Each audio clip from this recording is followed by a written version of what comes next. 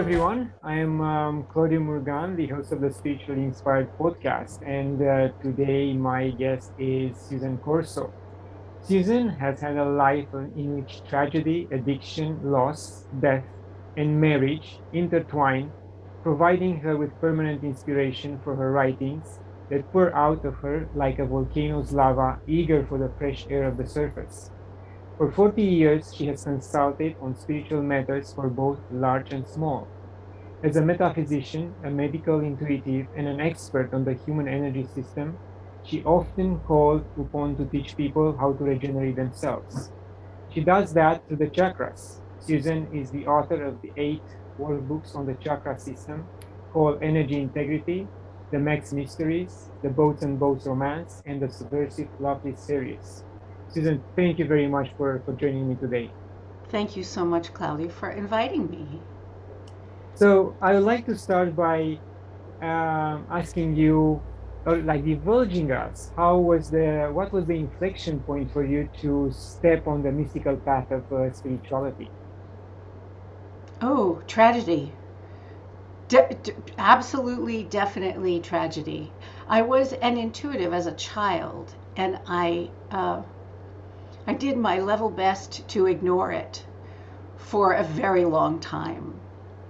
And I turned 30, I got married, got pregnant, and this is a little dramatic, be forewarned. Um, and our son died the day he was born. And he was very, very sick. It was a grace and a blessing that he didn't stay. But I had a whole lot of questions that I needed answers to. And I sort of bypassed all of the religion and the um, things that I had been taught in church choir and what my family of origin said. And I went, as I'm so fond of saying, straight to headquarters and said, "Excuse me, but children are not supposed to die before their parents. What is going on?" And then I started to meditate and to study, and I fell over metaphysics. And when I fell over metaphysics, and people love to talk about advanced metaphysics, but there really is no such thing as advanced metaphysics. It's all kindergarten. Um, it's how do you practice it? And that's what I actually became interested in, is not metaphysics as a philosophy or a theory, but how do you apply it to your everyday life? How do you live this business of believing that what is around us has meaning? That's one of the basic tenets of metaphysics. Something happens and it has a meaning behind it. Can you figure out what that is and apply it to your own life? And So that's what happened. being an empath and intuitive, have you found out what exactly happened? It was a lesson for the soul who's supposed to come, and for you as a mother, what exactly generated that loss? That's a really good question. Um, it took me a very long time to understand that our son, whose name we named him Isaac, which in Hebrew means she laughed, because I was determined that there would be joy from his life. So he came actually to touch into physical reality, and I believe that children have souls and spirits of their own, and they have their own agendas, unrelated to the fact that I was the vessel that he came through, if you will.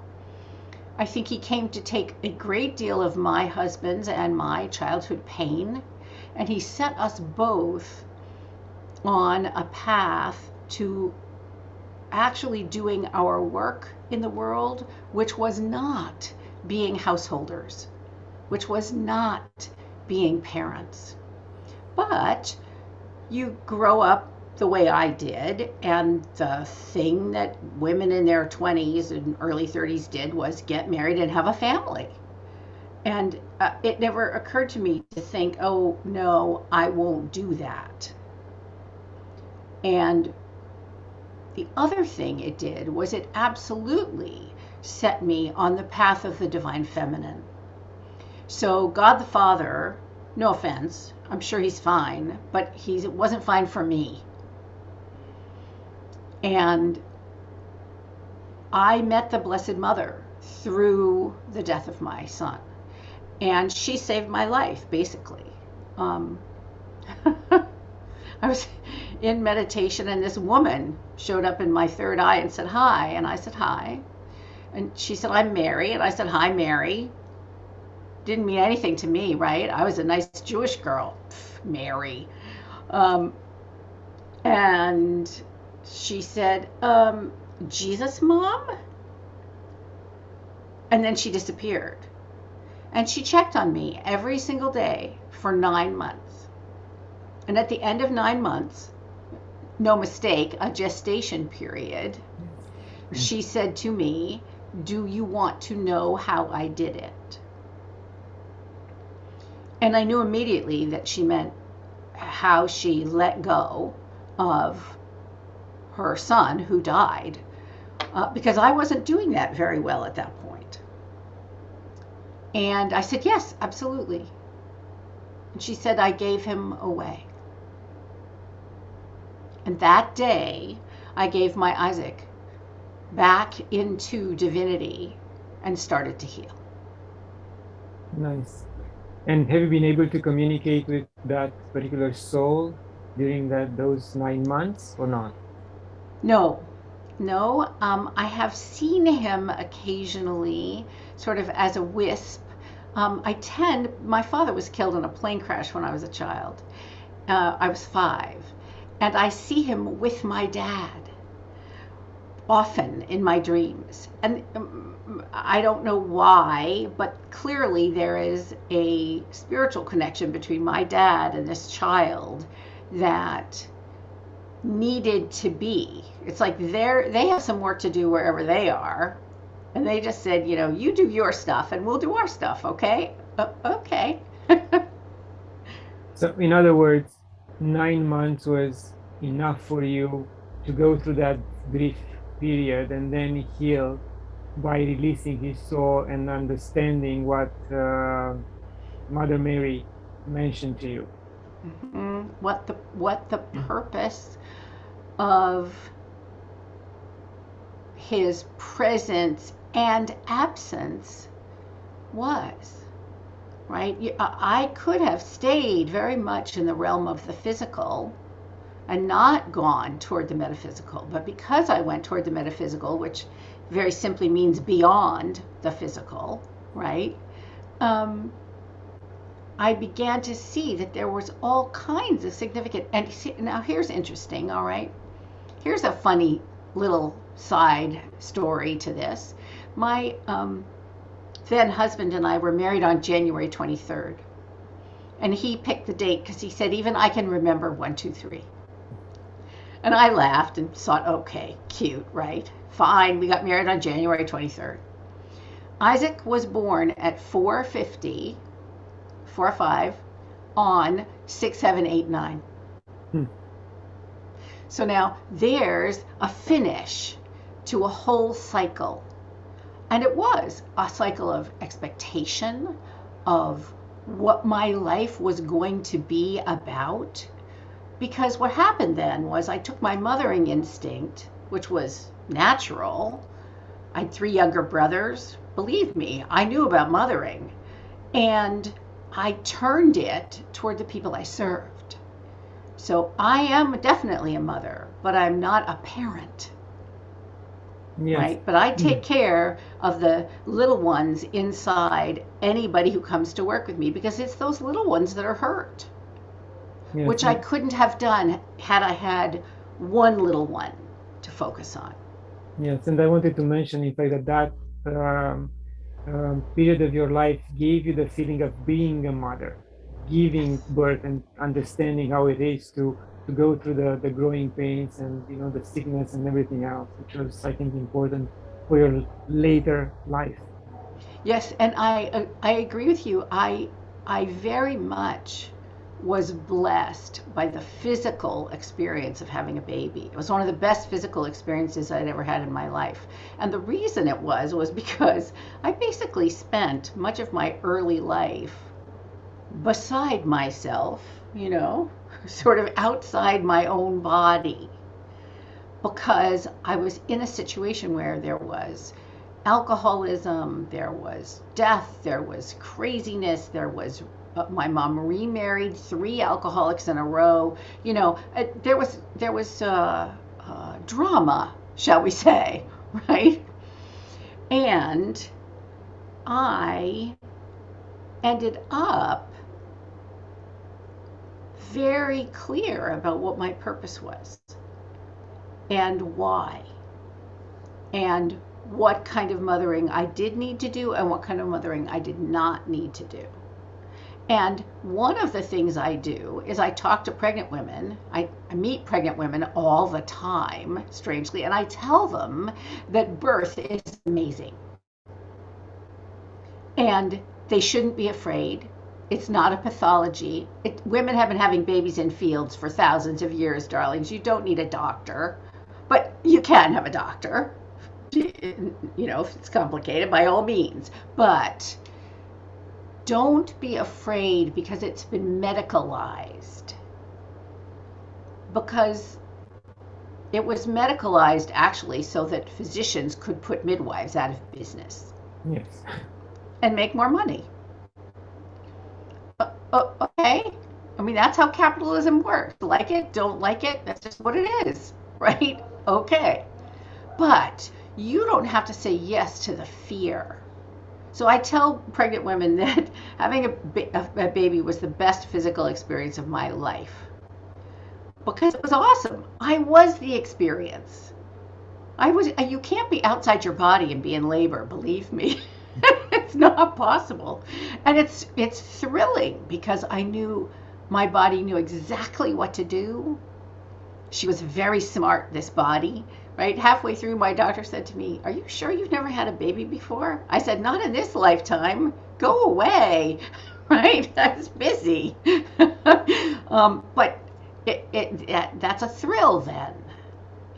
Yes, and we often hear the stories about the surrogate mothers who, in the end, they want to keep the child. They experience so beautiful, so transformative, that they really want to keep that bundle of joy and take care of him or her and never let go. So yes. And at the same time, though, there are surrogates who absolutely do that to bring joy to others. I have a couple of gay male friends who had a surrogate have their 3 children, and she's like the crazy auntie who comes and is has like a fairy godmother thing going on. It's very cool, right? They didn't have a womb between them, these 2 guys, but they really wanted babies. Okay, I'm good with that. Yeah, there is love, and they offer love to the children. Yes. Right, more love is always better. Yeah. Always. Susan, you are an expert on the human energy system. What type of work do you do exactly? I do a lot of counseling work and consulting work, but the counseling work usually is to use the energy system, the chakras. Claudiu, let me go a little bit backward to go forward. When a doctor goes to medical school, she studies 11 body systems, the skeletal system, the circulatory system, the respiratory system, right? But very few doctors ever ask the question, what animates that system, right? What makes a circulatory system circulate? What makes a respiratory system respire? It's a good question. Of course, yeah. Well, my answer to that is there is a spark of life that animates the whole system. That spark of life, you could call it soul, you could call it spirit, you could call it divinity, you could call it God within, you could call it Henrietta if you want. But the truth is that there is a spark of life, and that spark of life makes everything work, right? That spark of life is making your eyelashes grow right now, and you have not thought one time about your eyelashes since we started talking. Exactly. It's also making bone marrow and red blood cells, right? And if you cut yourself shaving this morning, it's making a scab, right, to fix things.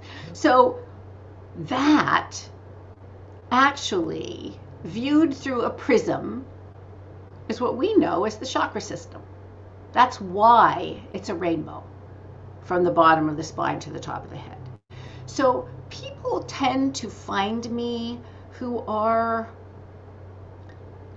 at the end of their rope. They've gone to doctors, they've gone to therapists, they've gone to healers, they've had Reiki, they've had massage, they've done all these things, but they're not getting to the core of what's causing whatever their problem is. And it doesn't matter what the problem is. Let's say, well, here's a good example. This happened to me this morning. I got an email from a client. She said, I've done the feng shui in my bedroom. It's beautiful. I'm really pleased, but I keep waking up between 1 and 3 a.m. I said, oh, you're mad. She went, what? What does 1 and 3 a.m. have to do with being mad? I said, well, in the Chinese hours, in the Chinese medicine hours, between 1 and 3 a.m. is liver. Well, she is in the middle of the end of a terrible relationship. And the one thing she hasn't really wanted to deal with all the way through the relationship is her anger. So what's happening? It's waking her up at 1 o'clock in the morning. She stays awake for 2 hours and she falls right back to sleep at 3. So I said to her, okay, let's work with your energy system. Let's do this. Wear a red t-shirt to bed. Get mad for 5 minutes every day. Get mad at him. Tell him everything you wish you'd said before he left. Tell him this and this and this and this and this and this, but only 5 minutes. Set a timer, right? Because we don't want you to collapse the scaffolding of your psyche. Bam!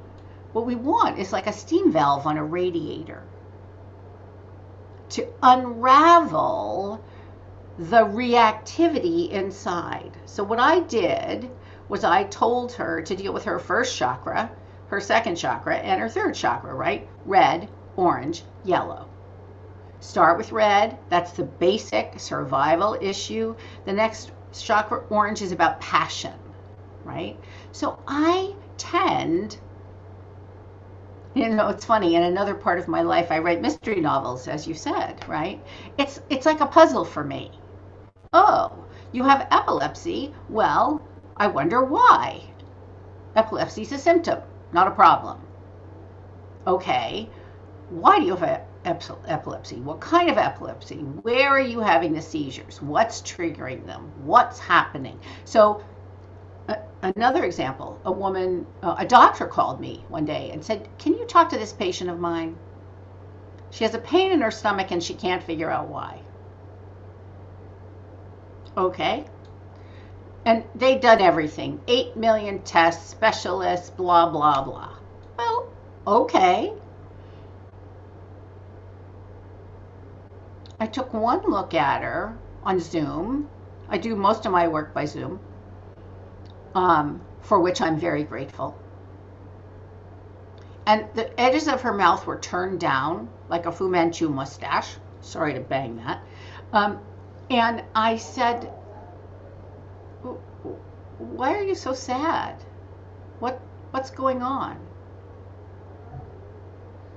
Well, it took us maybe 15 minutes to figure out that what was really going on was that her mother has dementia. And it's getting worse and worse and worse and worse. So what she's trying to do is grieve something that's living. You can't do that, right? So I told her to go get yellow, orange, and green origami paper. And she cut out hearts and put them on the top of her computer monitor. In 2 days, the pain was gone. Interesting. So I'm a detective. I'm a chakra detective is what it is. And the feeling detective as well. Well, yes, and I tend to ask people very strange questions, like, I'm waking up at 1 o'clock in the morning. Why are you so mad? Does it seem like the next sentence, right? But I know that that's liver time. Liver is what processes toxins. Toxins, if you can't process them, make you mad. Her anger is toxic to her at this point. She's been out of the relationship for 6 months, and she really would like to be, done. Couldn't I just be done with this? Well, yeah, you'll be done when you're done. That's how human beings work, right? And the truth is that in that particular case with the angry lady, she's really not angry at the man she was with. That's like this much of her anger. Her real anger is, why didn't I pay attention before this? And then, why did God let this happen? And the truth is that there's a 2-year-old or a 3-year-old inside her who is furious because her father was an alcoholic and was never, ever to be relied upon. Mm-hmm. And that's what this man represented to her.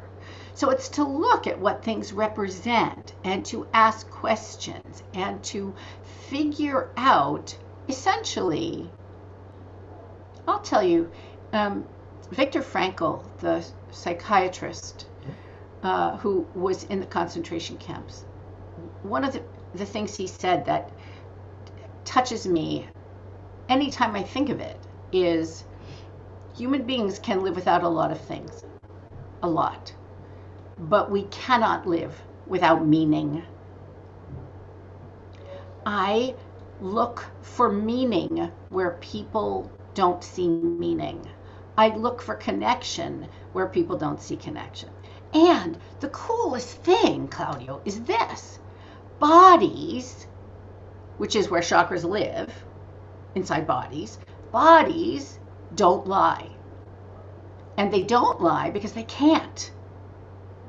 So you have an infallible information system available to you if you'll pay attention to it and not treat it like, it's a car, right? Yes, yeah.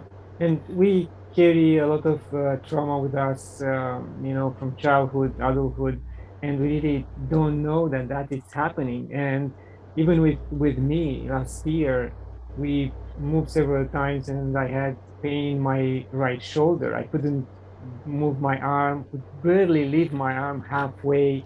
And then I had 4 months of disconnecting from work and stress, and spend time on the beach and sun and everything else, and the pain disappeared. I came back to Canada, and several months later, the same pain moved to the left shoulder now. I still have some flexibility, but the muscles and the way I move my hand um, restricts me. So I know there is something energetic for sure. I mean, I'm aware of that. And I'm looking and trying to figure out what exactly triggered these pain on the upper body, especially on the arms, switching from one to the other. So that's an exercise for me to look into. Would you like to know what I would tell you if you came to me about it? Of course. So your arms are what you embrace the world with. And if you try to embrace too much, you hurt yourself, or too little, and they cross and you hurt yourself. The right side of the body is the masculine side of the body. So I would ask you, were you reaching out for some action, some doing, some dynamic, something that you weren't sure you really wanted to do? So you hobbled yourself. But then you relaxed, right? And then the feminine side of the body is the left side of the body. So then I say, oh, what nourishment do you need? What care, what self-care are you needing so that you don't feel burdened by whatever you have to deal with? So something is sitting on that left shoulder. What is that? And can you ask it to talk to you, right? See if, oh, well, that's the memory when my grandma died when I was 10, or whatever it is, right? And the anniversary is coming up, and it's hard for my heart right now. So on the left side, that would be hard for your heart. Okay, so then you cradle yourself and you take good care of yourself for a little bit, and it will ease. The other thing then I would say is, are you carrying the burden, some emotional burden that needs to be put down or changed form, right? Can you actually change the form of it? And I have seen people, like with pain in particular, ask that the form of the message be changed, and suddenly start having crazy, weird, like immense dreams, and then the pain's gone from their body because they're open to another form of communication. Yeah, that's very interesting. Yeah, never thought of that. Thank you. My sincere pleasure. Please let me know what happens. Thank you. And that we are on the subject of chakras, I mentioned during the introduction about the workbooks. How someone can work with this material?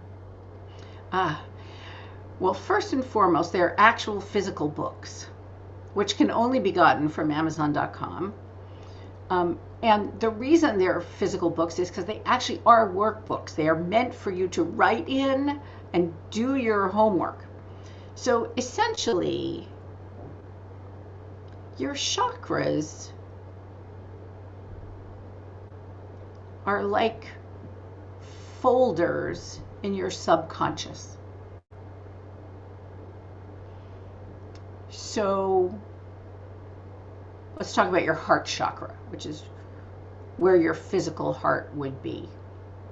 And chakras live on the inside of your spine. Most people think of them as, sort of flat, like tires or discs that sit against the spine. They're not. They're spheres. They're three-dimensional and round, and the color is modeled. And the most important thing about chakras, just like the most important thing about music, isn't the notes. It's not the chakras. It's, are they talking to each other?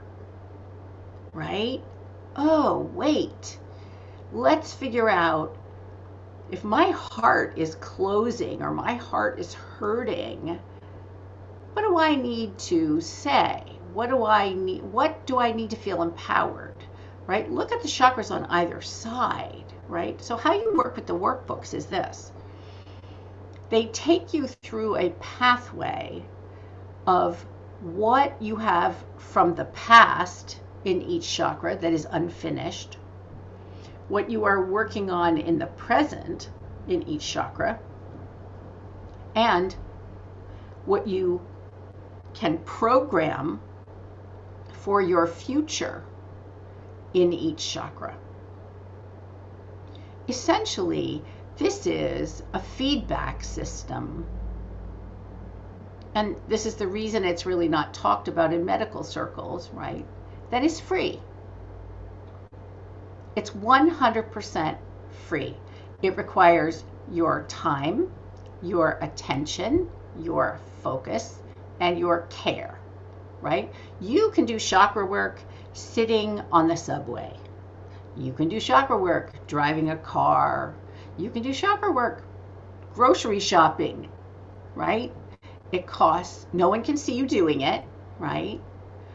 But we're not taught to honor our own energetic, essentially integrity. That's why the books are called Energy Integrity, because we don't have energy integrity, most of us. Mostly what we have is energy incontinence. We are leaky, right? And we connect to people that we don't need to connect to and don't mean to connect to, right? So something as silly as this, right? You see somebody you went to high school with on the metro, and you say, we should go to lunch. And the person says, yeah. And neither of you really mean it. I mean, you sort of mean it. You have a nice conversation between stops, but you weren't that connected then, and you're not that connected now. But that leaves an energy leak because you've reached out and connected to that person. That's a part of you that you got to get back. Or else you do that with enough people in the course of a day. At the end of the day, you've got nothing left for you. And that's why learning that you are a wholeness, you are an integrity unto yourself, right? Like, I don't know if you have any pets, but I have a cat, a young cat. She's 5. Her name's Smooch. And oh man, she is so self-contained, and she is not interested in anybody else's energy. And if Smooch doesn't want to play with you, you can't find her. She's gone, right? She'll play at certain times of the day when it's good to play time for her, but then otherwise, nope, I'm done, right? She's really clear about her energetic choices. Watch a cat, watch a toddler, right? Watch a toddler. No, I don't want to, right? Yes. But we as grown-ups override our own natural integrity because of social convention, because of how we're told we're supposed to behave, whatever movie is running in your head, right? Wait a minute. How about some inside out honesty, inside out truth telling, inside out self-knowledge, right? Wow. I don't invite people over to my house unless I want them here. Now, I'm 64 years old. It probably took me 50 years to learn that. That's the craziest thing ever. I knew how to do that when I was 3. I don't want to, right? But it gets civilized out of us, right? Certainly, Claudiu, you have walked into a room and known that there have been people in there fighting. Yes.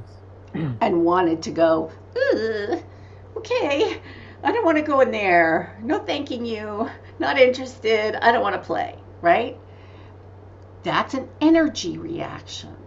But we're not taught to talk about energy or to feel energy or to articulate about energy at all. So it sounds very ephemeral and airy-fairy, and it's not.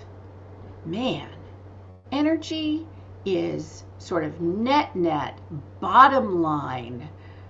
It's like the difference between a rugby player and a ballerina.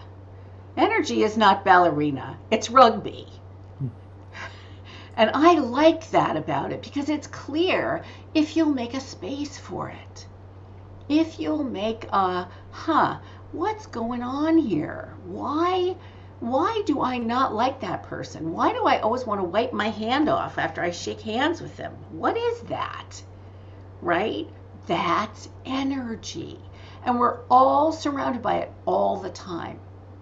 I'll tell you, I finally started to get serious about this chakra work, although I've been studying chakras for almost 40 years, because somebody asked me when I turned 60, which in Chinese medicine means that you've had a whole life already and that you get to start over and have a new one.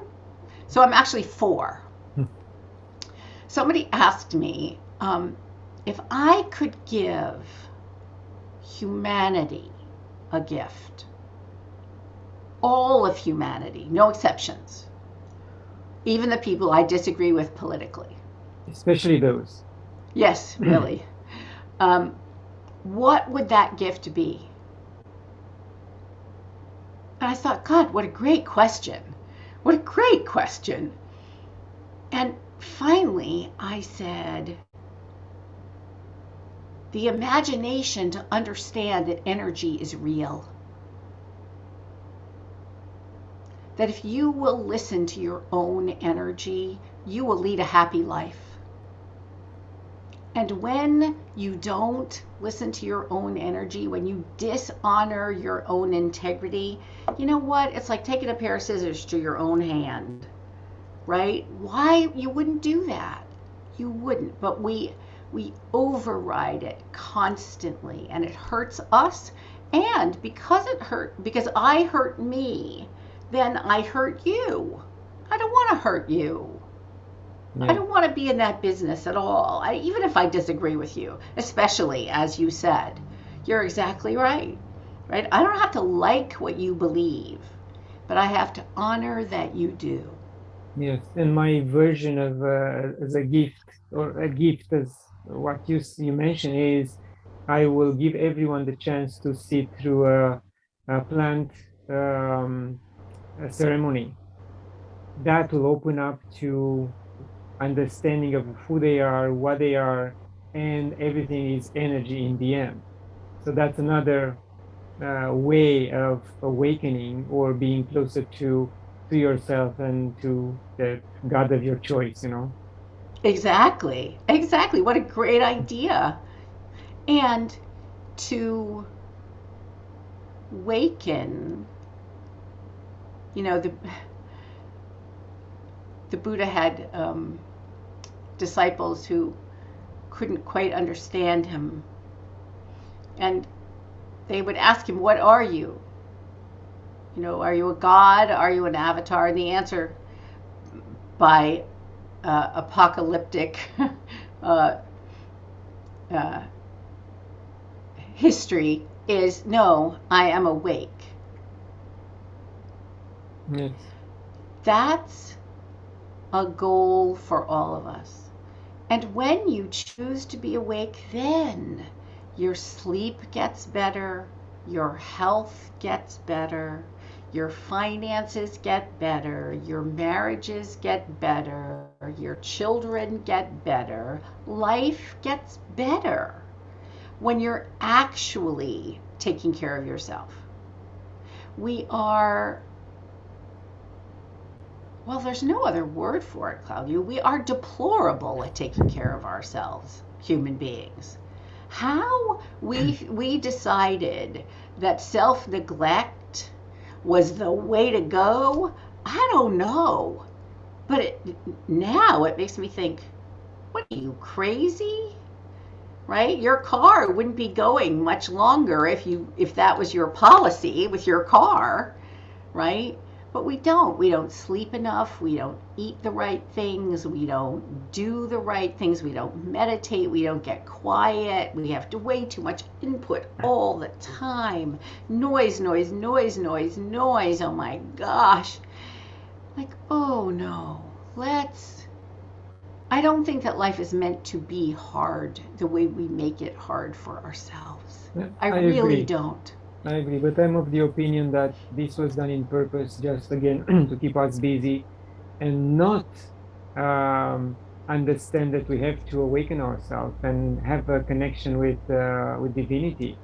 And the more I read and look around, the stronger I get this opinion that this is what's going on, and it's happening to the children as early, kindergarten. They have to be, excited, or get a type of excitement every single moment at school, at the home, and activities upon activities, which some of them don't make any sense, and they don't have that quiet time with themselves to think, because the children can think. Children can have the um, imaginary friend, which most of the time is real for them, not for us.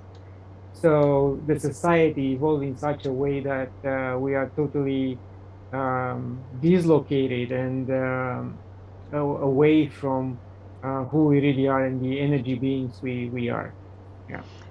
Dislocated is a really good word because when you dislocate, say, a shoulder, right, it hurts. When we're dislocated, and many of us are, it hurts. And ultimately, that's not healthy. Yes. Right? We say we want to be healthy. We say we want to be wealthy. We say we want to be powerful. I'll go right up the chakras. We say we want to be loved. We want to be creative. We want to be intuitive. We want to be abundant. We want to be compassionate. We want to be all these things. Yet it's got to start at home. Right? At home. Yes. Really? So were you good to yourself today? That's what I want to know. Because if you were, you paid attention to your chakras. You didn't force yourself to do things that's not to say that you don't keep your commitments. Of course you keep your commitments. Don't be silly. Or, like grown-ups, you renegotiate them. You go, wow, it would be great to give a speech in front of 500,000 people today, but I have laryngitis. That's a problem. So you call the guy and you go, not today, right? You renegotiate, but we don't give I think sometimes, honestly, that human beings are afraid that if we chill out, if we stop, if we relax, we're just never going to start again. Yes. I, I don't think that's real. I think, no. You are not meant to be the Energizer Bunny. You really aren't. The Energizer Bunny is tired. After a while, yes. And Susan, do you think there is any hope for the chakra system and the energy system to be part of the curriculum in the medical schools and, be squeezed in out of the 12 years they have to go through this cycle of learning? Do you think that they will include this important segment into the curriculum? Eventually, yes, they'll have to.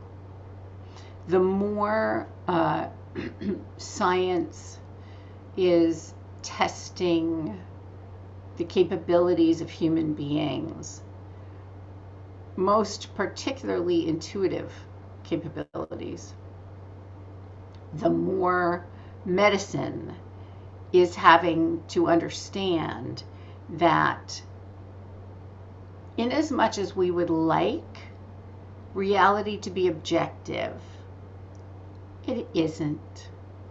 Reality is subjective. Health is subjective. Arguably, let's say that you run marathons for fun. You like running, it's cool, right? What would make you capable of running marathons might make you completely healthy, right? But you put that regime on me, who couldn't run a marathon if you paid me money, that wouldn't be healthy for me. But science, medicine, right? Medicine is an art. It's very interesting. The caduceus, the sign of the double snakes. Well, of course, that's actually a picture of DNA. It's a double helix, and that's the actual molecular structure of DNA. But in addition, it is the path of energy in the chakras, right?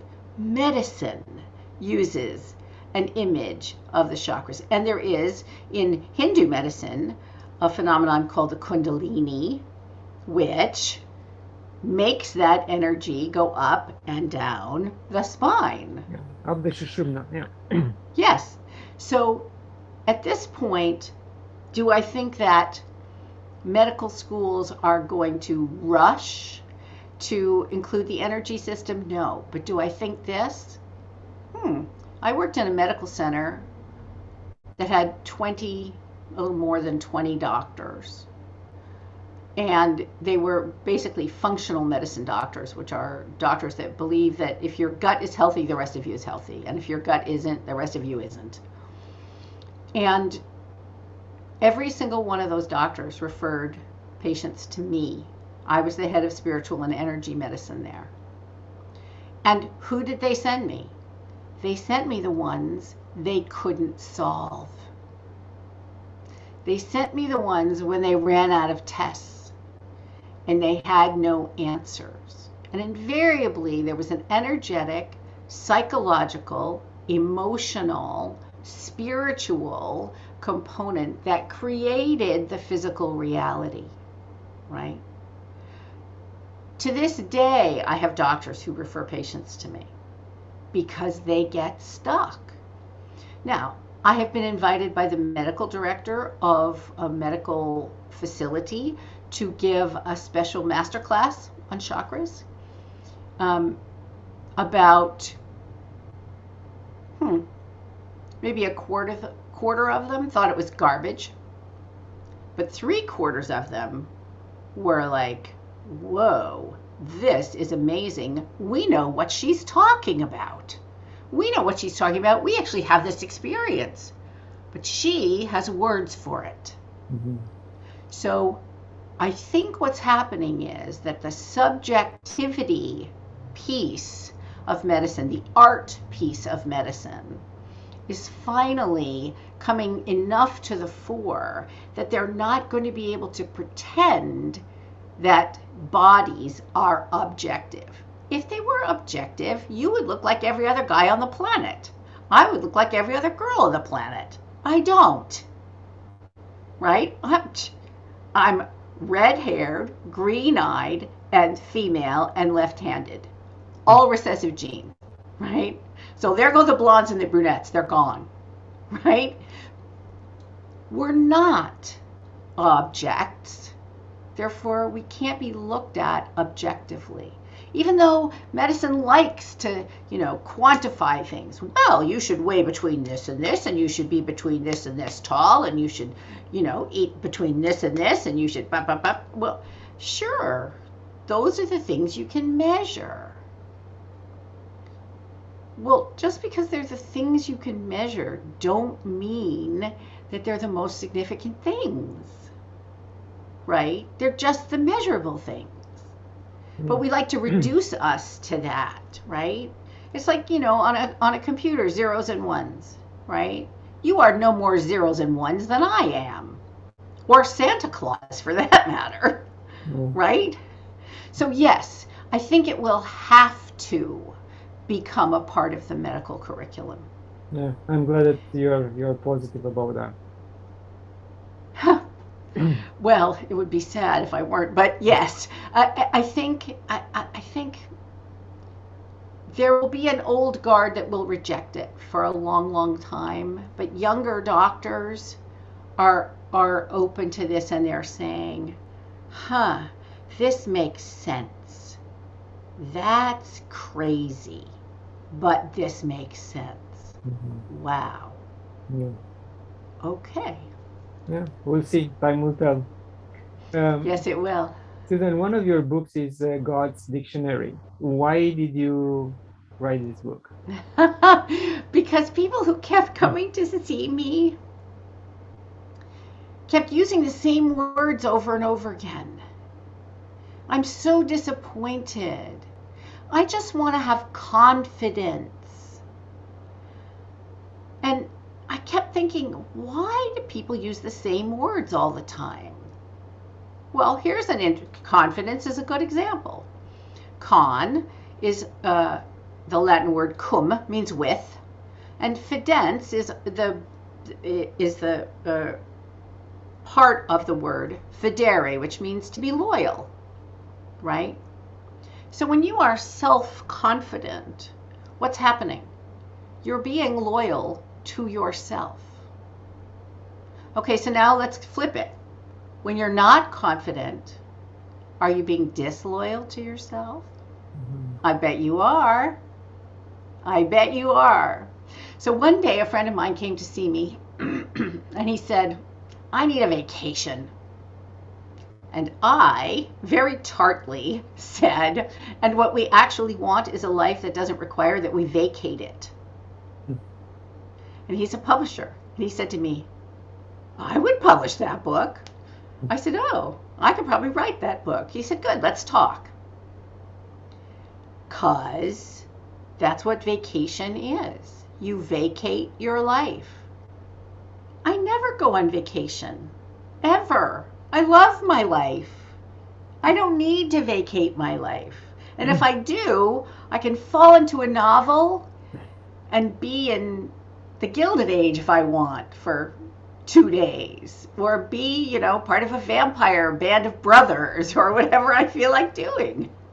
So if you want to take a break and go somewhere else to see new people, new landscapes, how do you call that period of your life?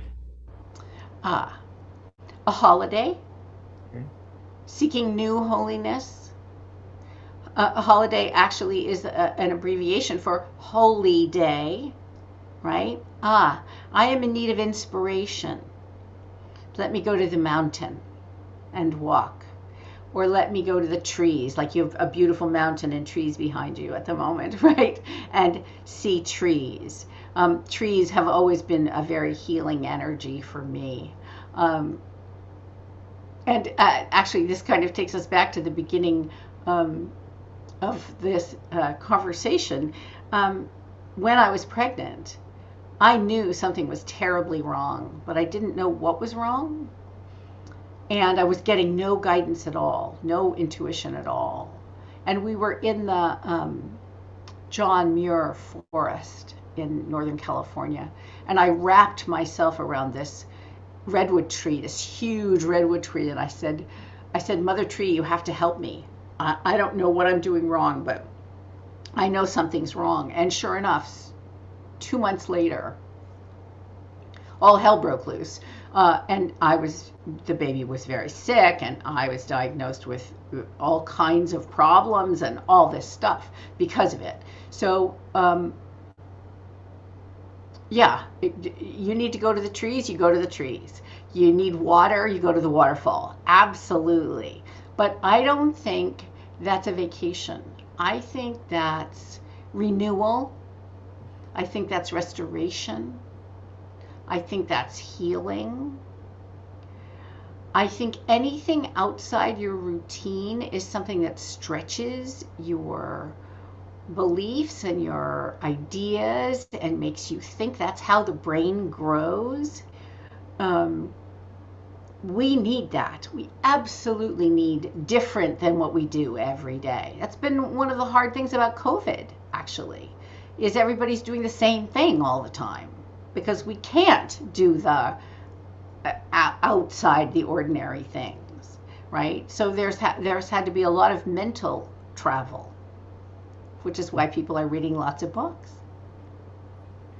Susan, oftentimes you mention about that's a subject we all struggle with, and that's our life purpose. And in my opinion, this is also tied to being authentic. What is your approach to this subject? I think life purpose is kept in the 6th chakra, which is the brow chakra, right here, the third eye, sometimes called. Its color is indigo, and the gift of it is intuition. And I don't think that life purpose is a job title, right? People love to say, oh, well, I'm going to be, a parachuter. I'm going to be a ballerina. I'm going to be a fire chief, and that's my life purpose. Well, it might be, but more usually your life purpose is something that helps you expand and grow and heal and turn more into yourself. So when people are quote unquote looking for their life purpose, I tell them, stop looking outside you. The answer to that is inside you, and I don't care who tells you otherwise. There's a wonderful story told about a guy who who comes from a family of doctors. Like the grandpa is a doctor and the dad is a doctor and all the older brothers are doctors, and so he's the youngest and he wants to be a sculptor. And his family won't have it. They're like, yeah, no, wrong. You're going to medical school. You are not wrecking our record. So this young man goes to medical school and he becomes one of the top plastic surgeons in the country. What does a plastic surgeon do? Sculpting in flesh. Exactly. And the day his father died, the next day he went to work. He closed his practice. He opened his own sculpture studio, and he made 5 times the amount of money with his sculptures as he did as a plastic surgeon. Wow. Because he knew that that was the thing that was going to stretch him the most, right? Make him the biggest version of himself. I think that's what life purpose is you becoming the biggest version of yourself. That's possible in a reality that's based on polarity, right? It's contrast here on the planet that makes us grow. Because we see something and we don't like it, we go, oh, well, let's make a new choice and have something different. And so the thing about life purpose is experiment. It doesn't have to be your job. In fact, it's pretty rare that it's your job. Yeah, indeed. Susan, thank you very much. We are approaching the end of the interview. Any final thoughts? I would like to invite your listeners to download a free, and no, you don't have to leave your email address, document called the Less Mores, which are the practices on how to work with each chakra. So I'll give you the example of the first one, which is you complain less and you thank more. So these are everyday practices, things that you can put into place immediately if you're working with particular chakras. And I have beautiful versions of them. They're digital, they're downloadable, and you would have to go to chakras.susancorso.com. Yeah, Chakras is plural. Yeah. And if you are interested in more information about the chakra system, you can go to my website, which is the letter I, ampersand.org, or any of my writing, which is fiction writing, which is susancorso.com. And it has been a sheer joy to talk to you, Claudiu. Let's do it again. Thank you very much, Susan. It's been a pleasure as well. Thank you. And for my viewers, thank you for watching. Share it, like it. Get a free copy of my book when you visit my website. And until next time, love and gratitude.